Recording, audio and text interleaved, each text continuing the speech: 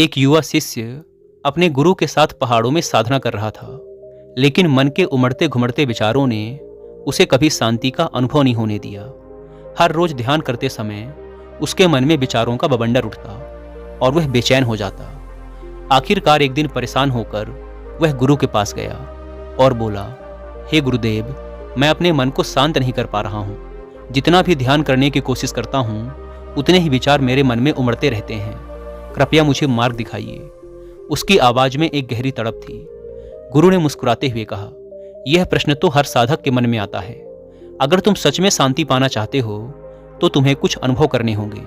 आओ, आज मैं तुम्हें एक स्थान पर ले चलता हूँ। गुरु उसे जंगल के एक कोने में स्थित एक पुरानी झील के पास ले गए। झील का पानी बिल्कुल शांत और पारदर्शी था, जिसमें आसमान का प्रतिबिंब साफ दिख रहा था। गुरु ने कहा, एक पत्थर उठाओ और झील के बीचों बीच फेंक दो। शिष्य ने झील में एक बड़ा पत्थर फेंक दिया। पानी में हलचल मच गई, लहरें उठने लगी और झील का साफ पानी धुंधला हो गया। गुरु ने पूछा, अब क्या तुम झील के तल को देख पा रहे हो? शिष्य ने सिर हिलाया, नहीं गुरुदेव, पानी अब बहुत अशांत है। गुरु ने कहा, यही तुम्हारे मन की दशा है। विचार तुम्हारे मन में पत्थर की तरह गिरते हैं और उसे अशांत कर देते हैं। शांति पाने का तरीका यह नहीं है कि तुम इन विचारों से लड़ो या उन्हें रोकने की कोशिश करो, बस इनका साक्षी बनो। समय के साथ जैसे यह झील शांत हो जाएगी वैसे ही तुम्हारा मन भी होगा। शिष्य ने झील को ध्यान से देखा। जैसे जैसे समय बीता, पानी की लहरें धीरे धीरे शांत होने लगी और फिर से झील के तल में पड़े पत्थर और मिट्टी साफ दिखाई देने लगे। गुरु ने कहा, अब देखो, बिना किसी प्रयास के झील फिर से शांत हो गई। इसी तरह जब तुम विचारों के साथ बहने से इनकार करोगे और उन्हें केवल देखोगे तो तुम्हारा मन भी शांत हो जाएगा। शिष्य ने इस उपदेश को आत्मसात किया, लेकिन मन की हलचल शांत करना इतना आसान नहीं था। वापस आश्रम लौटने के बाद उसने ध्यान में बैठकर गुरु की बातों को ध्यान में रखते हुए अभ्यास करना शुरू किया। हर सुबह शिष्य ध्यान करता, लेकिन पहले की तरह विचार उसके मन में आकर उसे भटका देते। वह अक्सर सोचता, मैं इन विचारों को रोक क्यों नहीं पा रहा? क्या मैं सही साधना कर रहा हूँ?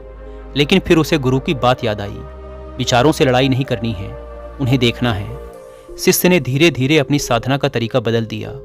अब वह विचारों को रोकने के बजाय उन्हें आने जाने देता, बस उनका साक्षी बनता। उसने देखा कि जितना वह विचारों से दूर रहकर उन्हें देखता था, वे उतने ही कमजोर हो जाते थे। एक दिन ध्यान करते हुए उसने महसूस किया कि विचार आने के बावजूद वह उनसे प्रभावित नहीं हो रहा था। वे बस बादलों की तरह आकर चले जा रहे थे और उसके भीतर का आकाश स्थिर और शांत था। गुरु ने उसे एक और तकनीक सिखाई। जब भी कोई विचार आए, उसे पकड़ने की बजाय अपने श्वास पर ध्यान केंद्रित करो। श्वास जीवन का आधार है, यह तुम्हें वर्तमान में लेकर आता है। विचारों को पहचानो, लेकिन उनसे जुड़ो नहीं। इस सुझाव के बाद शिष्य ने हर बार जब भी कोई विचार आता, उसे बिना किसी प्रतिक्रिया के स्वीकार किया और अपनी सांसों पर ध्यान केंद्रित करने लगा।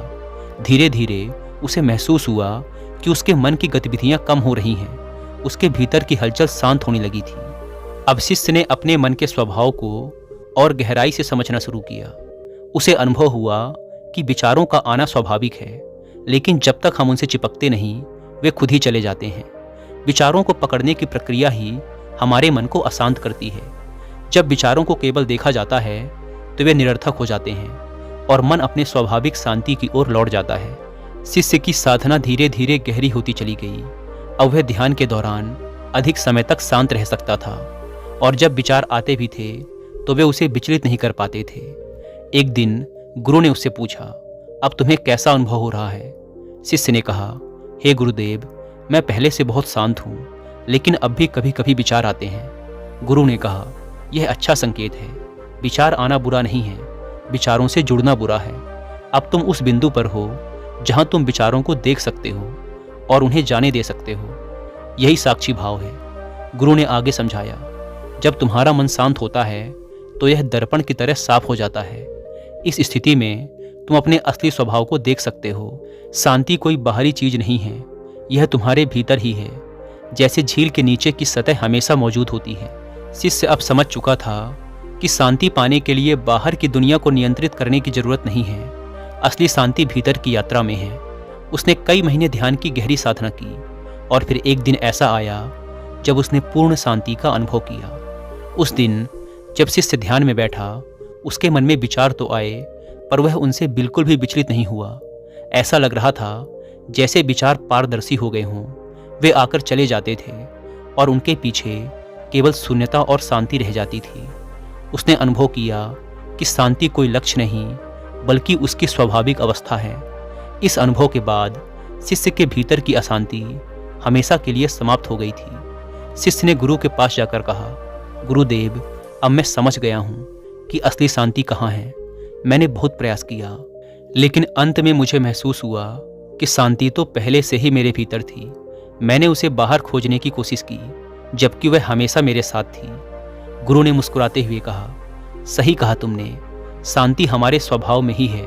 इसे खोजने की आवश्यकता नहीं है, बस इसे पहचानने की जरूरत है। तुमने इस सत्य को अनुभव कर लिया है, अब यह तुम्हारे जीवन का हिस्सा बन जाएगा। शिष्य ने गुरु को प्रणाम किया और अपने साधना पथ पर आगे बढ़ता गया।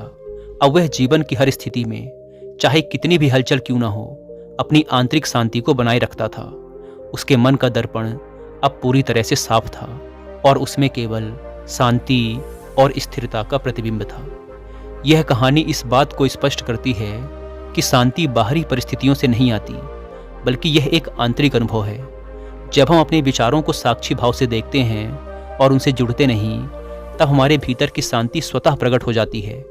यही शांति जीवन की सच्ची समझ का आधार है और यही साधना का अंतिम उद्देश्य भी है।